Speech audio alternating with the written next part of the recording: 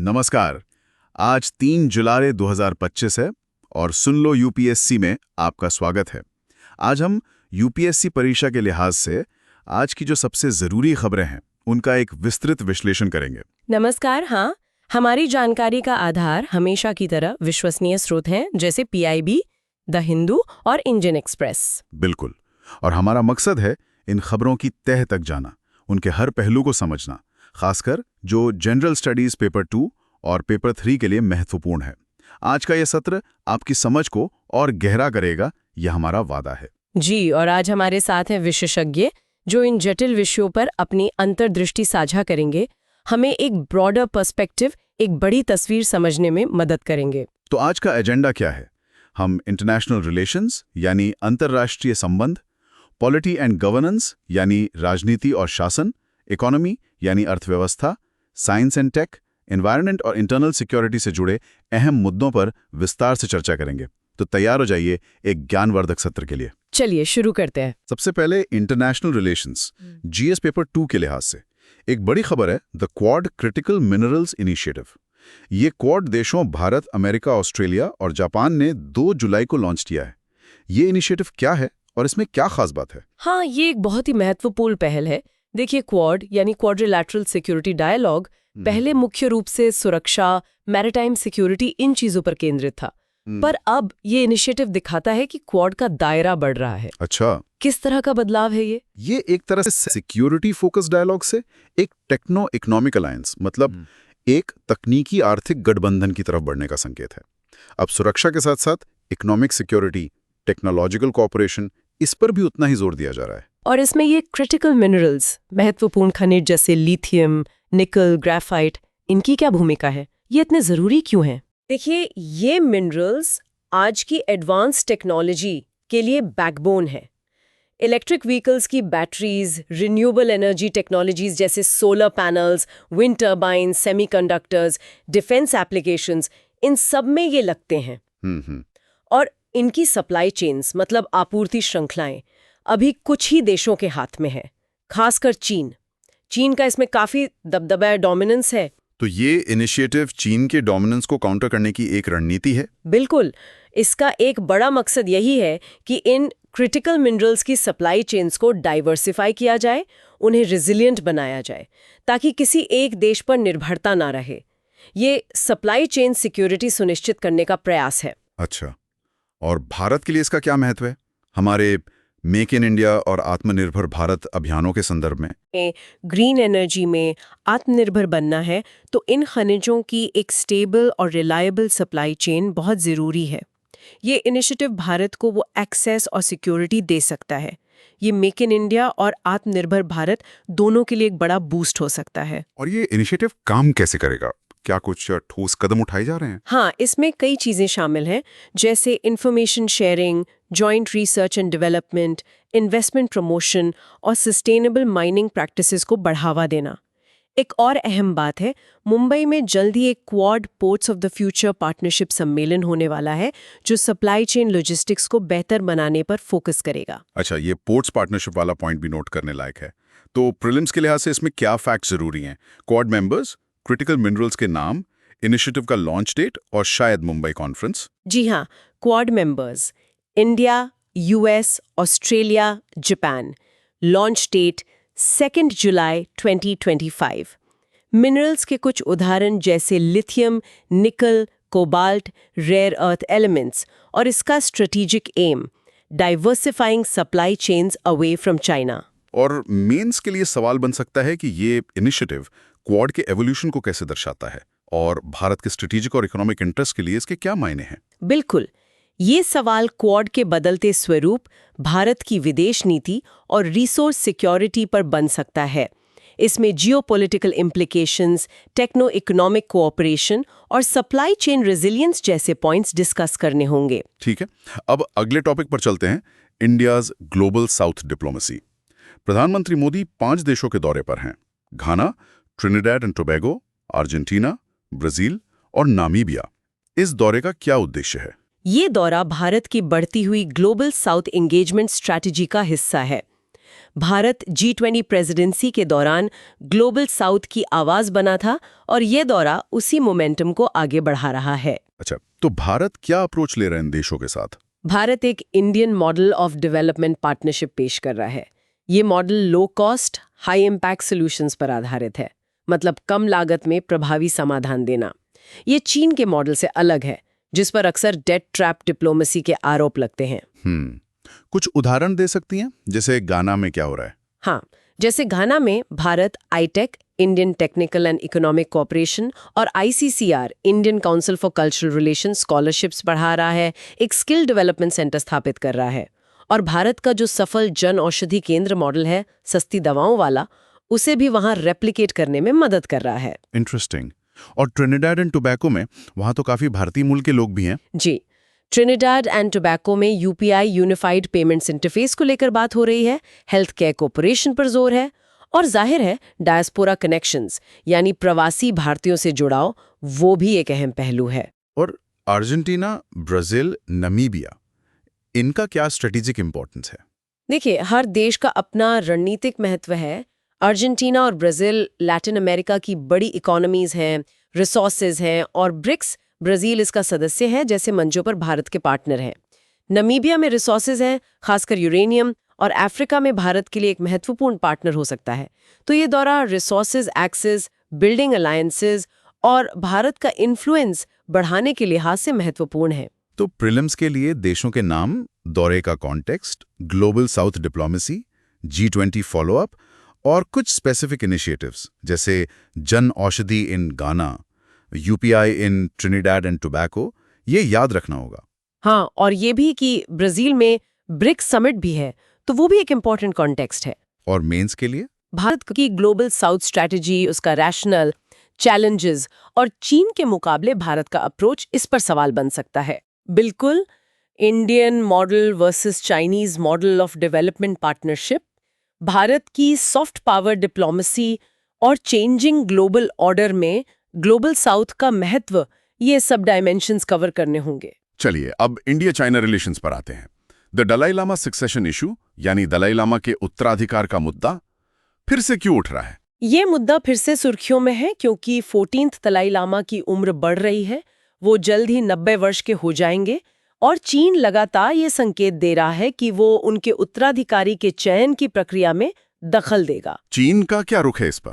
उनकी golden earn प्रक्रिया क्या है? चीन कहता है कि अगले दलाई लामा का चयन तिब्बत के अंदर से ही होगा और उनकी सरकार द्वारा मान्यता प्राप्त एक प्रक्रिया के तहत होगा, जिसमें ऐतिहासिक रूप से इस्तेमाल हुई गोल्डन अर्न लॉटरी प्रणाली शामिल हो सकती है।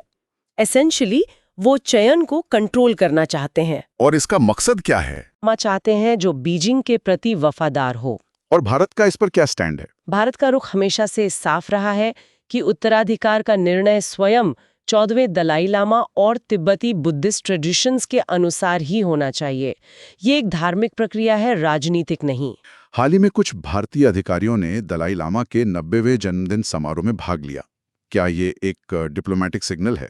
हाँ, ये एक बहुत महत्वपूर्ण डिप्लोमेटिक सिग्नल है। ये दिखाता है कि भारत दलाई लामा और तिब्बती समुदाय के प्रति अपने समर्थन पर कायम है और चीन के दबाव में नहीं आएगा।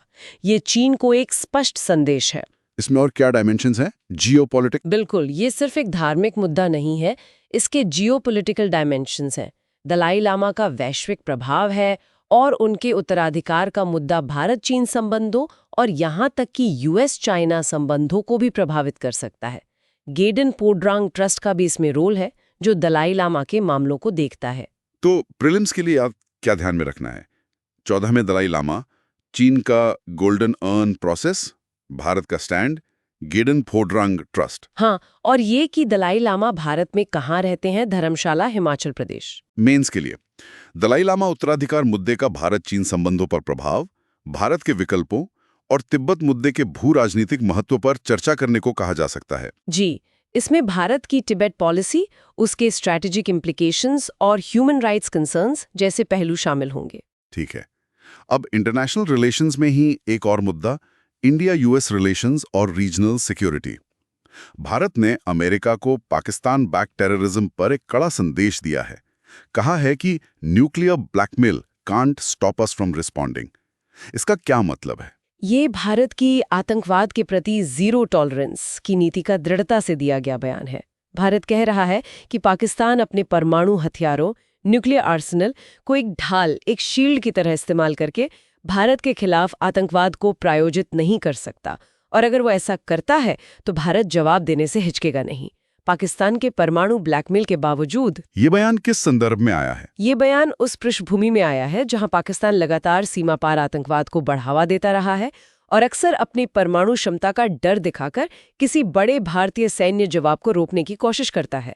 भारत अब साफ कर रहा है कि ये रणनीति अब नहीं चलेगी। इंडिया यूएस संबंधों में इसका क्या महत्व है? अमेरिका भारत का एक प्रमुख स्ट्रेटेजिक पार्टनर है। आतंकवाद के मुद्दे पर दोनों देशों के बीच सहयोग है। भारत का ये कड़ा रुख अमेरिका को भी ये संदेश देता है कि भारत अपनी सुरक्षा को लेकर कितना गंभीर है और पाकिस्तान पर लगाम कसने के लिए अंतर्राष्ट्रीय दबाव जैसे FATF, financial action task force की ग्रे लिस्टिंग कितना जरूरी है। इसका स्ट्रेटेजिक स्टेबिलिटी पर क्या असर पड़ सकता है? ये एक जटिल सवाल है। एक तरफ भारत का मजबूत स्टैंस डिटोरेंस बढ़ा सकता है, दूसरी तरफ ये एस्केलेशन के जोखिम को भी बढ़ा सकता है। इसलिए ये रीजनल स्ट्रेटेजिक स्टेबिलिटी के लिए एक महत्वपूर्ण डायनामिक है।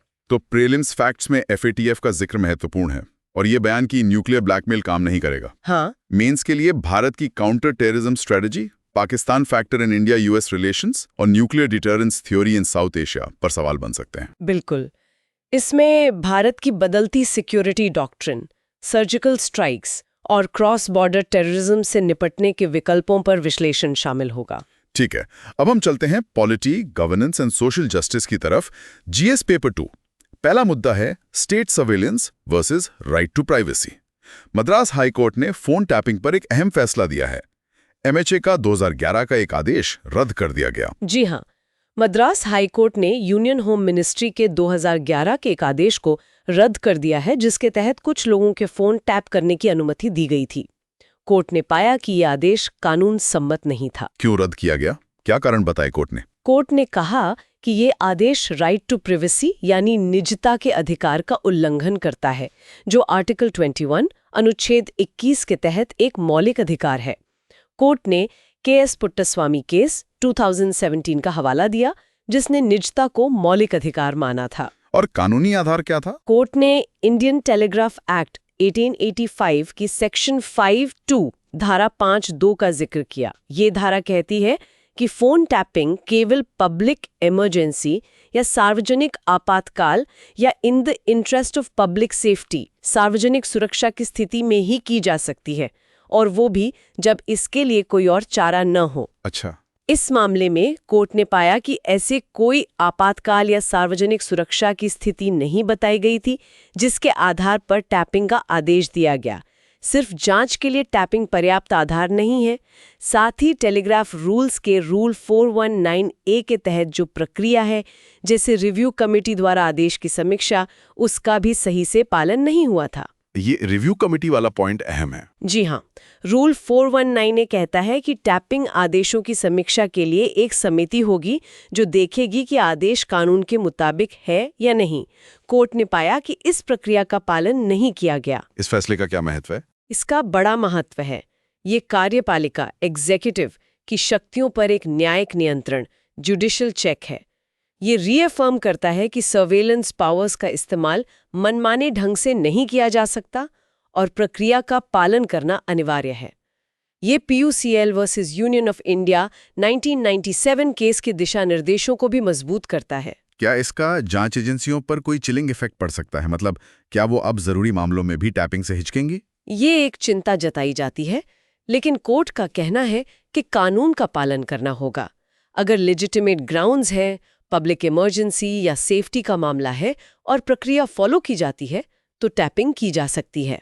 ये फैसला अवैध और प्रक्रिया के बिना की गई सर्वेलेंस पर रोक लगाता है। इसमें fruit of the poisonous tree doctrine की भी बात हुई, वो क्या है? हाँ, संक्षेप में ये एक लीगल डॉक्ट्रिन है जो कहता है कि अगर सबूत अवैध तरीके से हासिल किया गया है, पॉइजनस ट्री, तो उस सबूत से मिलने वाला कोई भी डेरिवेटिव, एविडेंस या फ्रूट भी अदालत में एडमिसिबल नहीं होगा।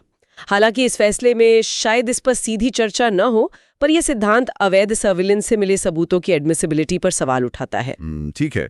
तो प्रीलिम्स के लिए Madras high court verdict, MHA order 2011, article 21 K S Puttaswamy case 2017, PUCL case 1997, section 52 of telegraph act, rule 419A review committee. जी, ये सब की पॉइंट्स हैं। और मेंस के लिए right to privacy versus state security, surveillance laws in India, procedural safeguards और judicial oversight पर सवाल आ सकता है। हाँ, इसमें पुट्टास्वामी जजमेंट के इम्प्लीकेशंस, डेटा प्रोटेक्शन लॉज की जरूरत और एग्जीक्यूटिव पावर्स पर चेक्स एंड बैलेंसेस की बहस शामिल होगी। अगला मुद्दा है redefining lineage. Supreme court single mothers के बच्चों को OBC सर्टिफिकेट्स जारी करने पर गाइडलाइंस बनाने जा रहा है। ऐसा क्यों? मौजूदा नियमों में क्या दिक्कत है? ये एक बहुत ही संवेदनशील और महत्वपूर्ण मुद्दा है। अभी जो नियम है वो अक्सर पितृसत्तात्मक मान्यताओं यानी पेट्रियार्कल नॉर्म्स पर आधारित है। कई राज्यों में OBC सर्टिफिकेट के लिए पिता के ब्लड रिलेटिव यानी पिता पक्ष के खून के रिश्तेदार का सर्टिफिकेट अनिवार्य होता है। अच्छा, तो सिंगल मदर्स के बच्चों के लिए मुश्किल पैदा करता होगा? बिल्कुल। ऐसी माएं जो अकेले अपने बच्चों की परवरिश कर रही हैं, या जिनके बच्चे पिता के संपर्क में नहीं हैं, या जिनके पिता की जाति अलग है या पता नहीं है, उनके बच्चों को OBC स्टेटस का लाभ लेने में बहुत दिक्कत आती है। भले ही माँ OBC समुदाय से हो और बच्चे का सामाजिक आर्थिक परिवेश भी वैसा ही हो। तो सुप्रीम कोर्ट क्या करने की सोच रहा है? सुप्रीम कोर्ट का मानना है कि ये नियम सामाजिक वास्तविकताओं, सोशल रियलिटी से मेल नहीं खाते और ये आर्टिकल 14 राइट टू इक्वालिटी और article 21 right to life and dignity का उल्लंघन हो सकता है। कोर्ट का विचार है कि बच्चे की जाति का निर्धारण केवल पिता के वंश से नहीं, बल्कि उसकी अपब्रिंगिंग, परवरिश और सराउंडिंग सामाजिक परिवेश को ध्यान में रखकर किया जाना चाहिए। ये तो आरक्षण के मूल उद्देश्य से जुड़ता है। हाँ, बिल्कुल। आरक्षण का उद्देश्य है सोशल डिसएडवांटेज यानी सामाजिक पिछड़ेपन को दूर करना। अगर बच्चा उसी सामाजिक परिवेश में पल बढ़ रहा है जो पिछड़ेपन से ग्रस्त है, तो उसे सिर्फ पिता के न होने या पिता की जाति अलग होने के कारण लाभ से वंचित करना अन्यायपूर्ण होगा। क्या SC/ST समुदायों के बच्चों के लिए नियम अलग हैं? हाँ, कुछ मामलों में SC/ST समुदायों के लिए नियम थोड़े ज्यादा फ्लेक्सिबल रहे हैं, जहां मां की जाति को भी आधार माना गया है। सुप्रीम कोर्ट अब OBC के लिए भी स्पष्ट दिशा निर्देश बनाने पर विचार कर रहा है। ये जुडिशियल इंटरवेंशन का मामला है। क्या कोर्ट आर्टिकल 142 का इस्तेमाल कर सकता है? संभव है। आर्टिकल 142 सुप्रीम कोर्ट को कंप्लीट जस्टिस यानी पूर्ण न्याय करने के लिए असाधारण शक्तियां देता है। कोर्ट इस शक्ति का इस्तेमाल करके ऐसे दिशा निर्देश जारी कर सकता है जो मौजूदा कानूनी अंतर को भरें, जैसा उसने विशाखा गाइडलाइंस के मामले में किया था। कोई पुराना रेलेवेंट केस है इस संदर्भ में? हाँ, रमेश भाई ढाबाई निका वर्सेस स्टेट ऑफ गुजरात 2012 का मामला महत्वपूर्ण है, जिसमें कोर्ट ने कहा था कि अंतरजातीय विवाह से जन्मे बच्चे को माता पिता दोनों की जाति का लाभ मिल सकता है, बशर्ते वो उस समुदाय में स्वीकार किया गया हो और पिछड़ेपन का शिकार रहा हो। इसमें क्रीमी लेयर का सिद्धांत लागू होगा? हाँ, OBC आरक्षण में क्रीमी लेयर का सिद्धांत लागू होता है, तो अगर बच्चा या उसका परिवार क्रीमी लेयर के दायरे में आता है तो उसे OBC आरक्षण का लाभ नहीं मिलेगा, भले ही जाति प्रमाण पत्र मिल जाए। ये सिद्धांत यहाँ भी लागू रहेगा। तो प्रीलिम्स के लिए Supreme Court's proposed guidelines, OBC certificates for children of single mothers, relevant articles 14, 21, 142, Ramesh Bhai Dabhai Naika case 2012, creamy layer concept, जी। और मेंस के लिए reservation policy in India, challenges in implementation, patriarchal norms versus social justice, role of judiciary in social reform और single mothers के मुद्दे पर सवाल बन सकता है। हाँ, इसमें इंटरसेक्शनैलिटी जैसे जेंडर और कास्ट का इंटरसेक्शन और इंक्लूसिव पॉलिसी मेकिंग पर भी चर्चा हो सकती है। चलिए अब बात करते हैं free speech in the digital age की। कर्नाटका सरकार एक फेक न्यूज बिल लाने का प्रस्ताव कर रही है।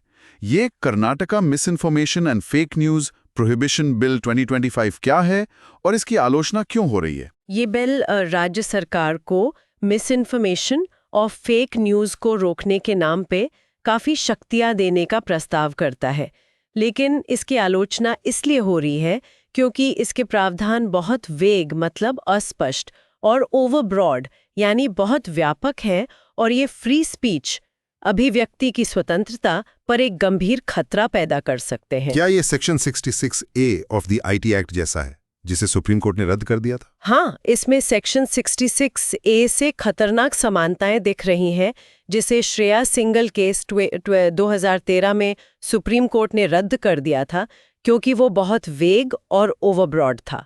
ये बिल भी उसी रास्ते पर जाता दिख रहा है। और बॉम्बे हाई कोर्ट का फैक्ट चेक यूनिट वाला फैसला? हाँ, हाल ही में बॉम्बे हाई कोर्ट ने केंद्र सरकार की फैक्ट चेक यूनिट FCU पर रोक लगाई थी क्योंकि वो भी फ्री स्पीच के लिए खतरा मानी गई थी। ये बिल उस फैसले की भावना की भी अनदेखी करता लगता है। बिल के कौन से प्रावधान समस्याग्रस्त हैं? कई प्रावधान चिंताजनक हैं। ये एक सरकार द्वारा संचालित रेगुलेटरी अथॉरिटी बनाने का प्रस्ताव करता है जो तय करेगा कि क्या फेक न्यूज़ है। दूसरा, इसमें एंटी नेशनल, राष्ट्र विरोधी, अगेंस्ट फेमिनिज्म, नारीवाद विरोधी जैसे शब्दों का इस्तेमाल किया गया है जिनकी कोई स्पष्ट कानूनी परिभाषा नहीं है और जिनका दुरुपयोग हो सकता है। और सजा, पेनल्टीज कैसी हैं? सजा बहुत कठोर, ड्रकोनियन है। इसमें 7 साल तक की कैद और 10 लाख तक का जुर्माना शामिल है। ये क्रिमिनल डिफेमेशन लॉ से भी ज्यादा सख्त है। तो मुख्य चिंता आर्टिकल 19(1)(a) और 19(2) को लेकर है। बिल्कुल। आर्टिकल 19(1)(1)(a) हमें freedom of speech and expression देता है। आर्टिकल 19(2) इस पर रीजनेबल रिस्ट्रिक्शंस यानी उचित प्रतिबंध लगाने की अनुमति देता है, लेकिन वो प्रतिबंध कानून द्वारा स्थापित होने चाहिए और कुछ खास आधारों पर ही लग सकते हैं, जैसे देश की सुरक्षा, पब्लिक ऑर्डर, डेफमेशन आदि। आलोचकों का कहना है कि ये बिल इन रीजनेबल रिस्ट्रिक्शंस के दायरे से बाहर जाता है और फ्री स्पीच को अनुचित रूप से दबा सकता है। तो फेक न्यूज की समस्या से निपटने का सही तरीका क्या हो सकता है? फेक न्यूज़ एक गंभीर समस्या है, इसमें कोई शक नहीं, लेकिन इसका समाधान ऐसे ड्रकोनियन लॉज नहीं है।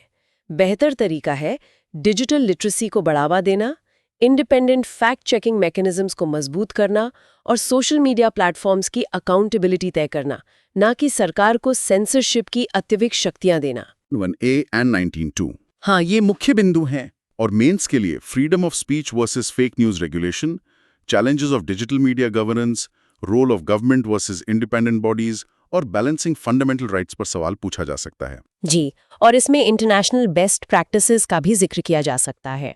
अगला मुद्दा बहुत गंभीर है, कस्टोडियल डेथ्स। हिरासत में मौतें भारत में एक लगातार बनी हुई समस्या क्यों है? मद्रास हाई कोर्ट की हालिया टिप्पणी क्या दर्शाती है? कस्टोडियल डेथ यानी पुलिस हिरासत या न्यायिक हिरासत में मौत भारत में मानवाधिकार उल्लंघन का एक बहुत ही गंभीर और लगातार बना रहने वाला मुद्दा है। ये इंस्टीट्यूशनलाइज्ड वायलेंस यानी संस्थागत हिंसा और लैक ऑफ अकाउंटेबिलिटी, जवाबदेही की कमी को दर्शाता है। मद्रास हाई कोर्ट की हालिया टिप्पणी इसी चिंता को रेखांकित करती है कि ये घटनाएं रुक नहीं रही हैं। आंकड़ों में भी काफी अंतर बताया जाता है, NCRB और NHRC के। हाँ, national crime records bureau NCRB और national human rights commission NHRC के आंकड़ों में अक्सर भारी अंतर, डिस्क्रेपेंसी देखने को मिलती है। NCRB मुख्य रूप से पुलिस द्वारा दर्ज FIR पर आधारित होता है, जबकि NHRC स्वतंत्र रूप से जांच करता है और इसमें ज्यादा मामले सामने आते हैं। ये अंतर अंडर रिपोर्टिंग और जांच में कमी की ओर इशारा करता है। इसके पीछे प्रणालीगत कारण, सिस्टमिक कॉजेस क्या हैं? कई कारण हैं। 1, भारत में टॉर्चर के खिलाफ कोई विशिष्ट कानून, स्पेसिफिक एंटी टॉर्चर लॉ नहीं है, हालांकि सुप्रीम कोर्ट ने कई दिशा निर्देश दिए हैं। दूसरा, भारत ने UN कन्वेंशन अगेंस्ट टॉर्चर यानी अनुसमर्थन नहीं किया है। अच्छा, ये UN कैट वाला पॉइंट इंपॉर्टेंट है। जी। तीसरा, जांच अक्सर पक्षपातपूर्ण होती है। पुलिस पर अक्सर अपने साथियों को बचाने, ब्रदरहुड मेंटालिटी का आरोप लगता है। चौथा, DK बासु गाइडलाइंस जो गिरफ्तारी और हिरासत को लेकर सुप्रीम कोर्ट ने दी थी, उनका अक्सर उल्लंघन होता है। पांचवा, पीड़ित अक्सर गरीब और हाशिए के समुदायों से होते हैं, जिनकी आवाज दब जाती है। पुलिस कल्चर में भी हिंसा को कई बार एक शॉर्टकट के तौर पर देखा जाता है। तो सुधारों की क्या जरूरत है? एक सख्त एंटी टॉर्चर लॉ की तत्काल जरूरत है। UN कैट का रैटिफिकेशन जरूरी है। पुलिस सुधार, खासकर उन्हें संवेदनशील बनाने और जवाबदेही तय करने के लिए, स्वतंत्र जांच तंत्र को मजबूत करना होगा, डीके बसु गाइडलाइंस का कड़ाई से पालन सुनिश्चित करना होगा, बॉडी कैमरास का इस्तेमाल बढ़ाया जा सकता है। प्रीलिम्स के लिए custodial death definition, NCRB versus NHRC data discrepancy, D K Basu guidelines, UN CAT status of ratification. हाँ, और रेलेवेंट आर्टिकल्स जैसे आर्टिकल 21 एंड 22। मेंस के लिए causes and consequences of custodial deaths, lack of accountability, need for police reforms, specific anti torture legislation और मानवाधिकार संरक्षण में NHRC की भूमिका पर सवाल आ सकता है। बिल्कुल, ये रूल ऑफ लॉ और कॉन्स्टिट्यूशनलिज्म से जुड़ा एक फंडामेंटल इशू है। पॉलिटी में एक और चिंताजनक प्रवृत्ति अब्यूज ऑफ पावर, खासकर अधिकारियों पर हमले। हिमाचल प्रदेश और उड़ीसा में हाल ही में सरकारी अधिकारियों पर हमले हुए। ये क्या दिखाता है? ये घटनाएं रूल ऑफ लॉ यानी कानून के शासन के लिए एक गंभीर चुनौती हैं।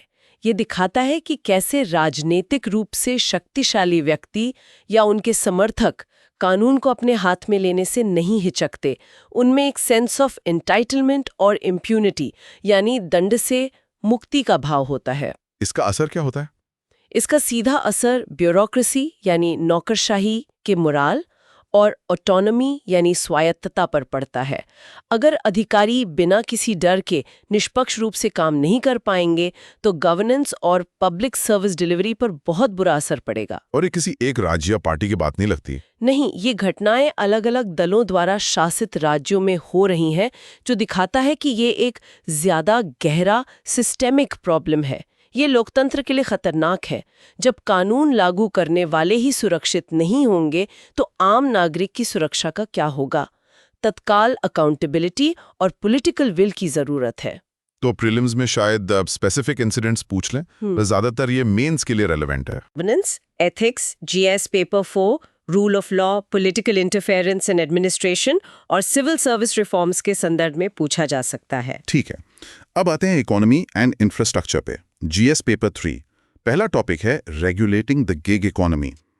सरकार ने नए मोटर व्हीकल एग्रीगेटर गाइडलाइंस 2025 जारी किए हैं। ओला, उबर जैसे प्लेटफॉर्म्स के लिए क्या बदलाव आ रहे हैं? ये गाइडलाइंस गिग इकोनॉमी को फॉर्मलाइज करने, उसे विनियमित करने का एक प्रयास है। गिग इकोनॉमी तेजी से बढ़ रही है, लेकिन इसमें वर्कर्स के राइट्स और सोशल सिक्योरिटी को लेकर चिंताएं रही हैं।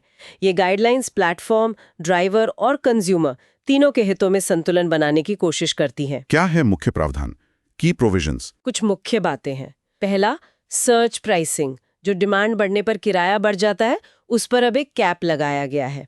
पहले ये बेस फेयर का 1.5 गुना था, अब इसे कुछ शहरों में 2 गुना तक किया गया है, लेकिन एक सीमा तय कर दी गई है। दूसरा, एक मिनिमम फ्लोर प्राइस भी तय करने की बात है, जो बेस फेयर का 50% तक हो सकता है, ताकि ड्राइवरों को बहुत कम किराया ना मिले। ड्राइवरों के लिए और क्या है?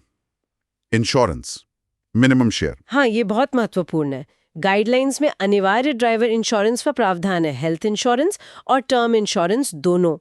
साथ ही ये भी कहा गया है कि ड्राइवर को कुल किराए का कम से कम 80% मिनिमम मिलना चाहिए, बाकी हिस्सा एग्रीगेटर का कमीशन होगा। कैंसलेशन पेनल्टी पर भी कुछ है? जी, रद्दीकरण जुर्माना, कैंसलेशन पेनल्टी दोनों पर लगेगा। अगर ड्राइवर ट्रिप एक्सेप्ट करने के बाद कैंसिल करता है या ग्राहक बुकिंग के बाद। ये पेनल्टी कुल किराए के 10% तक हो सकती है, मैक्सिमम 100 रुपए। बाइक टैक्सीज के बारे में क्या? बाइक टैक्सीज को लेकर अब एक नेशनल फ्रेमवर्क बनाने की बात है, लेकिन अंतिम निर्णय राज्य सरकारों पर छोड़ा गया है कि वो इन्हें अनुमति दें या नहीं और कैसे रेगुलेट करें। ये राज्यों के अधिकार क्षेत्र में आता है। इन गाइडलाइंस को लागू करने में क्या चुनौतियां हो सकती हैं? चुनौतियां होंगी, जैसे इन्फोर्समेंट मैकेनिज्म क्या होगा, राज्यों का सहयोग कितना मिलेगा, क्या ये प्लेटफॉर्म्स के बिजनेस मॉडल को प्रभावित करेगा, ड्राइवरों की आय पर असल में कितना सकारात्मक असर पड़ेगा, ये सब देखना होगा।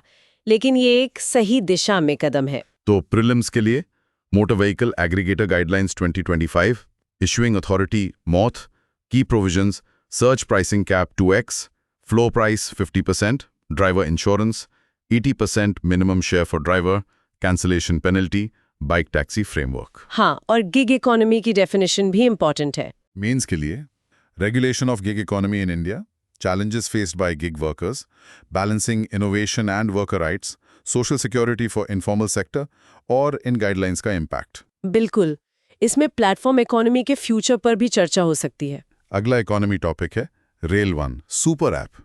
इंडियन रेलवेज का ये ऐप क्या है और इसे सुपर ऐप क्यों कहा जा रहा है? ये इंडियन रेलवेज द्वारा अपनी विभिन्न डिजिटल सर्विसेज को एक ही प्लेटफॉर्म पर लाने का एक बड़ा कदम है। अभी यात्रियों को अलग अलग कामों के लिए अलग अलग ऐप इस्तेमाल करने पड़ते हैं, जैसे टिकट बुकिंग के लिए IRCTC rail connect, unreserved tickets के लिए UTS on mobile, train tracking के लिए NTS, शिकायत के लिए रेल मदद, खाने के लिए ई-केटरिंग ऐप। हाँ, काफी सारे ऐप्स हैं। तो रेल वन इन सभी सेवाओं को एक ही ऐप में इंटीग्रेट करेगा, एक ही जगह ले आएगा, इसीलिए इसे सुपर ऐप पाया जा रहा है। ये ई-गवर्नेंस में साइलोड मॉडल से इंटीग्रेटेड इकोसिस्टम की तरफ एक शिफ्ट है। इससे यात्रियों को क्या फायदा होगा? सबसे बड़ा फायदा है पैसेंजर कन्वीनियंस, यात्री सुविधा। अब उन्हें अलग अलग ऐप डाउनलोड और मैनेज नहीं करने पड़ेंगे। सिंगल साइन ऑन होगा, मतलब एक बार लॉगिन करके सारी सर्विसेज एक्सेस की जा सकेंगी। इसमें एक वॉलेट भी होगा इंटीग्रेटेड पेमेंट्स के लिए, और ये बहुभाषी मल्टीलिंगुअल सपोर्ट भी देगा। इसे डेवलप कौन कर रहा है?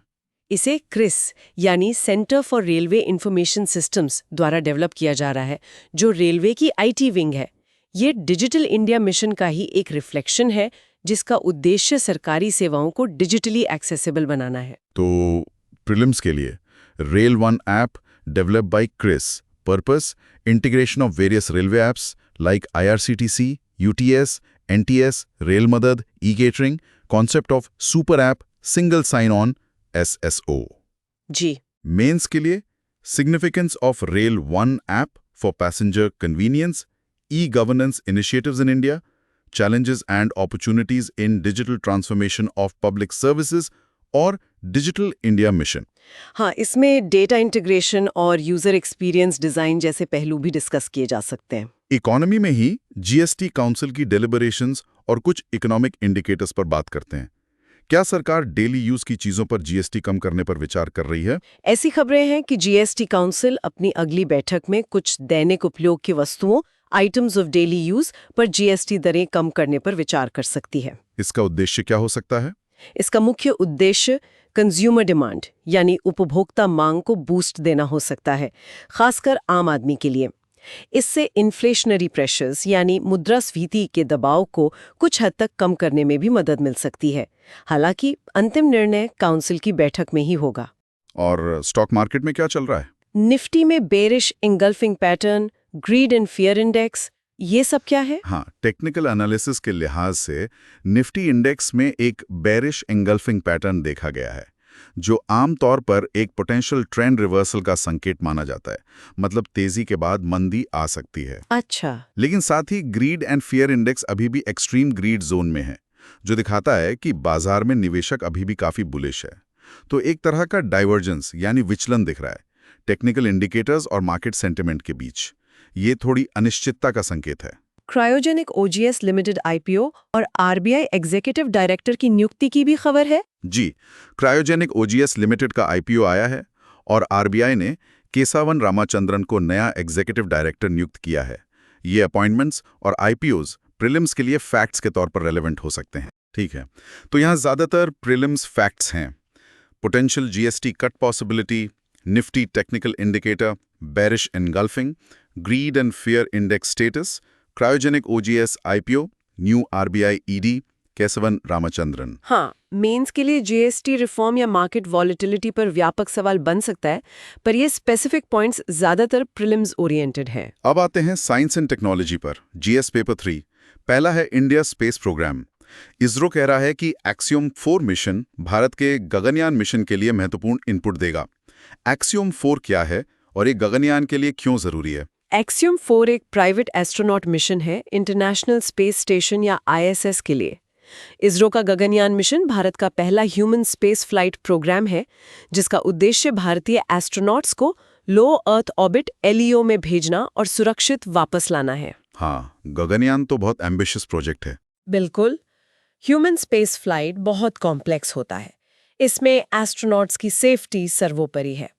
एक्सियम 4 जैसे मिशन, जिनमें एस्ट्रोनॉट्स ISS पर जाकर रहते हैं और काम करते हैं, उनसे इसरो को बहुत कुछ सीखने को मिल सकता है। क्या सीखने को मिल सकता है? खास तौर पर लाइफ सपोर्ट सिस्टम्स कैसे काम करते हैं स्पेस में, क्रू हेल्थ को कैसे मॉनिटर और मैनेज किया जाता है जीरो ग्रेविटी में, ऑपरेशनल प्रोटोकॉल्स क्या होते हैं ह्यूमन मिशंस के लिए, इन सब चीज़ों पर प्रैक्टिकल इंसाइट्स मिल सकते हैं।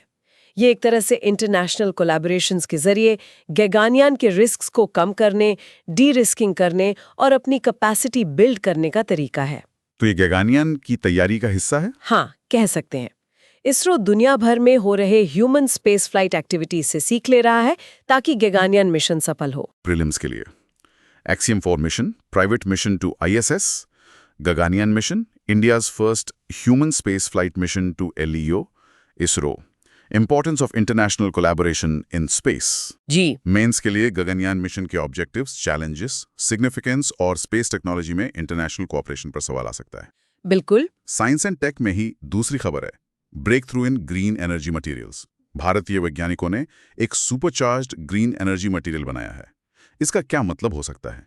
हाँ, ये एक दिलचस्प खबर है। हालांकि अभी शायद डिटेल ज्यादा ना हो, पर यह संकेत देता है कि भारत में ग्रीन एनर्जी ट्रांजिशन यानी हरित ऊर्जा संक्रमण के लिए जरूरी एडवांस्ड मटेरियल्स पर रिसर्च हो रहा है। ये सुपरचार्ज मटेरियल क्या कर सकता है? पोटेंशियल एप्लीकेशंस क्या हो सकते हैं? अंदाजा लगाया जा सकता है कि ये मटेरियल शायद ऊर्जा को स्टोर करने या कन्वर्ट करने में ज्यादा एफिशिएंट होगा। इसके पोटेंशियल एप्लीकेशंस हो सकते हैं हाई कैपेसिटी बैटरीज बनाने में, ज्यादा एफिशिएंट सोलर सेल्स बनाने में, या ग्रीन हाइड्रोजन प्रोडक्शन के लिए एडवांस्ड कैटलिस्ट्स बनाने में। ये भारत के नेशनल मिशन से कैसे जुड़ता है? ये भारत के बड़े लक्ष्यों जैसे नेशनल ग्रीन हाइड्रोजन मिशन या 2070 तक नेट जीरो एमिशंस हासिल करने के लक्ष्य से सीधे जुड़ता है। इन लक्ष्यों को पाने के लिए ऐसी टेक्नोलॉजिकल ब्रेक थ्रूज बहुत ज़रूरी हैं। ये भारत की एनर्जी सिक्योरिटी और टेक्नोलॉजिकल लीडरशिप के लिए भी महत्वपूर्ण है। तो प्रीलिम्स के लिए concept of advanced materials for green energy, potential applications, batteries, solar cells, green hydrogen catalysts, link to national green hydrogen mission and net zero target. हाँ, और अगर स्पेसिफिक मटेरियल या इंस्टीट्यूशन का नाम आता है तो वो भी नोट करना होगा। मेंस के लिए role of S&T in achieving green energy goals, importance of R&D in advance materials, challenges and opportunities in energy transition for India. जी बिल्कुल। अब चलते हैं environment and ecology, GS paper 3 के monsoon activity and extreme weather events. IMD का monsoon पूर्वानुमान क्या है और हिमाचल प्रदेश के मंडी में जो क्लाउड बर्स्ट हुआ वो क्या दर्शाता है? IMD का ओवरऑल मॉनसून फोकास्ट तो सामान्य रहने का है, लेकिन रीजनल और टेम्पोरल डिस्ट्रीब्यूशन में काफ़ी वेरिएशन हो सकता है। मॉनसून भारत के लिए लाइफलाइन है, खासकर एग्रीकल्चर और रेजर्वॉयर्स के लिए। और ये मंडी वाली घटना, क्लाउड बर्स्ट, मंडी में जो क्लाउड बर्स्ट यानी बादल फटने की घटना हुई, जिसमें अचानक बहुत तेज बारिश हुई और काफी नुकसान हुआ, वो एक्सट्रीम वेदर इवेंट्स की बढ़ती फ्रीक्वेंसी और इंटेंसिटी की तरफ इशारा करती है। क्या इसका क्लाइमेट चेंज से संबंध है? हाँ, वैज्ञानिक मानते हैं कि क्लाइमेट चेंज के कारण ऐसी चरम मौसम की घटनाएं, चाहे वो हैवी रेनफॉल हो, क्लाउड बर्स्ट हो, हीट वेव्स हो या ड्रॉट्स हो, इनकी आवृत्ति और तीव्रता बढ़ रही है। क्लाउड बर्स्ट क्या होता है? एक छोटे से इलाके में बहुत कम समय में, जैसे 1 घंटे में 100 mm या उससे ज्यादा बारिश हो जाना। हिमालयन स्टेट्स ज्यादा वल्नरेबल क्यों हैं? हिमालयन स्टेट्स जैसे हिमाचल प्रदेश, उत्तराखंड अपनी पहाड़ी ज्योग्राफी और फ्रेजाइल इकोसिस्टम के कारण लैंडस्लाइड्स और फ्लैश फ्लड्स के प्रति ज्यादा वल्नरेबल हैं। क्लाउड बर्स्ट जैसी घटनाएं वहां ज्यादा तबाही मचा सकती हैं। इसके क्या इम्प्लीकेशंस हैं? इसके डिजास्टर मैनेजमेंट, एग्रीकल्चर और अर्बन प्लानिंग के लिए गंभीर चुनौतियां हैं। हमें बेहतर क्लाइमेट रेजिलियंस बनाने की ज़रूरत है, मतलब जलवायु परिवर्तन के प्रभावों को झेलने की क्षमता बढ़ानी होगी और अर्ली वार्निंग सिस्टम्स को और मजबूत करना होगा। प्रीलिम्स के लिए monsoon forecast, general trend, cloudburst definition example, Mandi, vulnerability of Himalayan states, link to climate change. हाँ, और IMD, इंडिया मीटियोलॉजिकल डिपार्टमेंट का रोल। मेंस के लिए impact of climate change on monsoon patterns and extreme weather events in India, challenges in disaster management in ecologically sensitive zones, need for climate adaptation and mitigation strategies. जी, इसमें NDMA, national disaster management authority की भूमिका और preparedness पर भी बात हो सकती है। एनवायरनमेंट में ही अगला टॉपिक है international plastic bag free day. ये 3 जुलाई को क्यों मनाया जाता है? उद्देश्य क्या है? International plastic bag free day हर साल 3 जुलाई को मनाया जाता है ताकि सिंगल यूज प्लास्टिक बैग्स से होने वाले नुकसान के बारे में जागरूकता बढ़ाई जा सके और लोगों को रीयूजेबल ऑल्टरनेटिव्स अपनाने के लिए प्रोत्साहित किया जा सके। सिंगल यूज प्लास्टिक बैग्स से क्या नुकसान होता है? बहुत नुकसान होता है। ये पोल्यूशन फैलाते हैं जमीन पर, नदियों में, महासागरों में। ये लैंडफिल्स में जमा होते हैं और हजारों साल तक डिकम्पोज नहीं होते।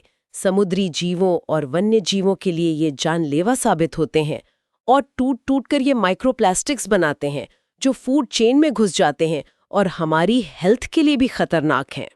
प्लास्टिक फ्री जुलाई आंदोलन भी इसी से जुड़ा है। हाँ, ये दिन प्लास्टिक फ्री जुलाई नाम के एक ग्लोबल मूवमेंट का हिस्सा है जो लोगों को पूरे जुलाई महीने प्लास्टिक का इस्तेमाल कम करने की चुनौती देता है। सस्टेनेबल ऑल्टरनेटिव्स क्या हैं? सबसे अच्छा ऑल्टरनेटिव है रीयूजेबल बैग्स का इस्तेमाल करना। कपड़े के थैले, जूट के बैग या मजबूत प्लास्टिक के बैग जिन्हें बार बार इस्तेमाल किया जा सके। भारत ने इस दिशा में क्या पॉलिसी इंटरवेंशंस किए हैं? भारत ने प्लास्टिक वेस्ट मैनेजमेंट रूल्स लागू किए हैं जिनके तहत कई तरह के सिंगल यूज प्लास्टिक्स पर प्रतिबंध लगाया गया है, जिसमें पतले प्लास्टिक बैग्स भी शामिल हैं।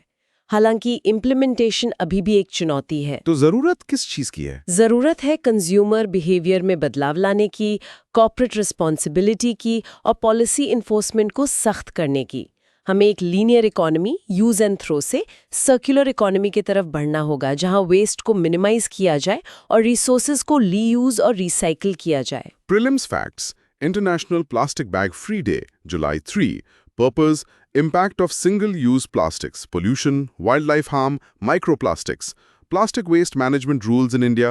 Concept of circular economy. Ji, Mains के लिए plastic pollution as an environmental challenge. Effectiveness of plastic bans, promoting alternatives, role of citizens and industry, waste management strategies. Circular economy model. हाँ, ये solid waste management का एक महत्वपूर्ण component है। अब आते हैं आखिरी सेक्शन पर, इंटरनल सिक्योरिटी, जीस पेपर 3। पहली खबर है, अमरनाथ यात्रा कड़ी सुरक्षा के बीच शुरू हुई है। इस साल इतनी हाइटेंड सिक्योरिटी क्यों है? अमरनाथ यात्रा भारत में एक बहुत महत्वपूर्ण और पवित्र तीर्थ यात्रा है, लेकिन ये सुरक्षा के लिहाज से हमेशा से संवेदनशील रही है। एक तो रास्ता बहुत कठिन है, डिफिकल्ट टेरेन है। दूसरा, आतंकवाद का खतरा, थ्रेट ऑफ टेररिज्म, हमेशा बना रहता है। इस साल कोई खास वजह? हाँ, अप्रैल 2025 में यात्रा मार्ग के पास एक आतंकी हमला हुआ था जिसमें सुरक्षा बलों को निशाना बनाया गया था। उस घटना के बाद से सुरक्षा एजेंसियां और ज्यादा सतर्क हैं। सरकार यात्रा को शांतिपूर्ण और सुरक्षित ढंग से संपन्न कराने के लिए प्रतिबद्ध है। क्या सुरक्षा उपाय किए गए हैं? अभूतपूर्व उपाय किए गए हैं। लगभग 45,000 सुरक्षाकर्मी, 45,000 पर्सनल तैनात किए गए हैं, जिसमें आर्मी, सीआरपीएफ, स्टेट पुलिस शामिल हैं। हाई टेक सर्वेलियंस का इस्तेमाल हो रहा है, जैसे ड्रोन्स, सीसीटीवीज। सीआरपीएफ द्वारा एंटी साबोटाज चेक्स किए जा रहे हैं। पूरे यात्रा मार्ग पर मल्टी लेयर्ड सिक्योरिटी कवर है। इसके पॉलिटिकल और सोशल डायमेंशंस क्या हैं? यात्रा का शांतिपूर्ण संचालन कश्मीर में सामान्य स्थिति दर्शाने के लिहाज से सरकार के लिए महत्वपूर्ण है। ये कश्मीर की संवेदनशीलता और वहां सुरक्षा चुनौतियों को भी दर्शाता है। प्रीलिम्स के लिए Amarnath Yatra location J and K, security challenges, terrain, terrorism, recent terror incident context, April 2025, security measures, personnel deployment, tech surveillance. हाँ, मेंस के लिए security challenges in managing large scale pilgrimages in sensitive areas, role of technology in security, counter terrorism measures in J and K, centre state coordination in internal security. बिल्कुल। Internal security में ही आज का आखिरी topic है, strategic review post operation Sindoor. ये operation सिंदूर क्या था और इसके बाद स्ट्रेटेजिक रिव्यू की मांग क्यों हो रही है? ऑपरेशन सिंदूर कथित तौर पर भारत द्वारा सीमा पार आतंकवाद के ठिकानों पर की गई एक प्रोएक्टिव, प्रीएम्प्टिव स्ट्राइक थी, जिसका कोड नेम था। हालांकि इसकी आधिकारिक पुष्टि शायद न हो, पर यह भारत की काउंटर टेररिज्म डॉक्ट्रिन में आए बदलाव को दिखाता है। अब भारत सिर्फ डिफेंसिव नहीं बल्कि ऑफेंसिव भी हो सकता है। तो इसके बाद स्ट्रेटेजिक रिव्यू क्यों? ऑपरेशन सफल रहा या नहीं? देखिए, किसी भी बड़े मिलिट्री ऑपरेशन के बाद एक रिव्यू जरूरी होता है, चाहे वो सफल रहा हो या उसमें कुछ कमियां रही हों। इसकी तुलना कारगिल युद्ध के बाद बनी कारगिल रिव्यू कमेटी KRC से की जा रही है। मांग ये है कि ऑपरेशन सिंदूर से क्या सबक मिले, हमारी क्या कमजोरियां उजागर हुईं और भविष्य के लिए क्या तैयारी करनी है, इसका एक निष्पक्ष आंकलन हो। क्या कमजोरियां उजागर होने की बात कही जा रही है? वीकनेसेस? कुछ क्षेत्रों में कमियों की बात सामने आ रही है, जैसे इंफॉर्मेशन वॉरफेयर गैप्स, यानी सूचना युद्ध में हम कहाँ कमजोर रहें। इंटर एजेंसी कोऑर्डिनेशन, विभिन्न सुरक्षा और खुफिया एजेंसियों के बीच समन्वय में क्या कमी थी। मिलिट्री प्रिपेयर्डनेस, खासकर एयर डिफेंस और बैटलफील्ड अवेयरनेस के क्षेत्र में क्या सुधार की गुंजाइश है। तो प्रस्तावित समीक्षा समिति का फोकस क्या होगा? प्रस्तावित समिति का फोकस हो सकता है इंटेलिजेंस इंफ्रास्ट्रक्चर को मजबूत करना, साइबर कोऑर्डिनेशन बेहतर करना, air and missile defence capabilities को अपग्रेड करना और कमांड एंड कंट्रोल स्ट्रक्चर्स को स्ट्रीमलाइन करना। ये इंस्टीट्यूशनल लर्निंग यानी संस्थागत सीख के लिए बहुत जरूरी है। तो प्रीलिम्स के लिए operation Sindoor, alleged pre-emptive strike, concept of proactive counter terrorism doctrine, comparison with Kargil review committee KRC। हाँ, और KRC की रिकमेंडेशंस भी रेलेवेंट हो सकती हैं। मीन्स के लिए evolution of India's counter terrorism strategy, challenges in inter-agency coordination, need for strategic reviews in defense, modernizing India's military preparedness, information warfare and cyber security। जी, ये नेशनल सिक्योरिटी आर्किटेक्चर से जुड़ा एक अहम मुद्दा है। बहुत खूब। तो ये थे आज के मुख्य करंट अफेयर्स जिनका हमने विस्तार से विश्लेषण किया। बिल्कुल। आज हमने कई महत्वपूर्ण विषयों पर बात की। क्वाड की नई पहल जो इकोनॉमिक सिक्योरिटी पर फोकस कर रही है, प्रधानमंत्री की ग्लोबल साउथ कूटनीति और उसका इंडियन मॉडल, भारत चीन संबंधों में दलाई लामा सक्सेशन का संवेदनशील मुद्दा, निजता के अधिकार पर मद्रास हाईकोर्ट का लैंडमार्क फैसला, OBC आरक्षण में सिंगल मदर्स के बच्चों के लिए सुप्रीम कोर्ट की पहल, कर्नाटक के प्रस्तावित फेक न्यूज बिल से जुड़ी चिंताएं, हिरासत में मौतों की गंभीर समस्या और जवाबदेही की कमी, गिग इकोनॉमी को रेगुलेट करने के नए दिशा निर्देश, रेलवेज का rail one super app, monsoon की गतिविधियां और चरम मौसम की घटनाएं और अमरनाथ यात्रा व ऑपरेशन सिंदूर से जुड़े सुरक्षा मुद्दे। हाँ, काफी कुछ कवर किया हमने। सबसे महत्वपूर्ण 2-3 टेकअवेज क्या होंगे? मेरा ख्याल से 3 मुख्य बातें उभर कर आती हैं। पहला, भारत की विदेश नीति अब और ज्यादा मल्टीफैसेटेड हो रही है। क्वाड में इकोनॉमिक फोकस, ग्लोबल साउथ में लीडरशिप रोल और पड़ोसियों के साथ जटिल मुद्दों पर दृढ़ रुख। दूसरा, न्यायपालिका फंडामेंटल राइट्स, खासकर प्राइवेसी और इक्वालिटी को प्रोटेक्ट करने में और सामाजिक न्याय सुनिश्चित करने में एक सक्रिय भूमिका निभा रही है। तीसरा, गवर्नेंस में टेक्नोलॉजी का इस्तेमाल बढ़ रहा है, रिलाय ऑन, लेकिन साथ ही डिजिटल स्पेस को रेगुलेट करने और उसमें फ्री स्पीच को प्रोटेक्ट करने की चुनौतियां भी बढ़ रही हैं, फेक न्यूज़ बिल। और हाँ, पारंपरिक सुरक्षा चुनौतियां, टेररिज्म, बॉर्डर इश्यूज बनी हुई हैं। बिल्कुल, ये मुद्दे आपस में काफी जुड़े हुए हैं। हाँ, और ये भारत के भविष्य को आकार दे रहे हैं। एक सिविल सेवक के तौर पर एस्पिरेंट्स के लिए इन जटिलताओं को समझना और बैलेंस समाधानों के बारे में सोचना बहुत महत्वपूर्ण होगा।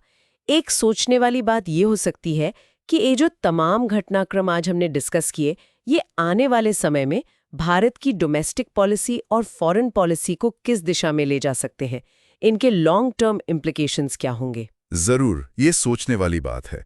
हमें पूरी उम्मीद है कि इस विस्तृत चर्चा से आपकी UPSC तैयारी और दुनिया की आपकी समझ को बेहतर बनाने में काफी मदद मिली होगी।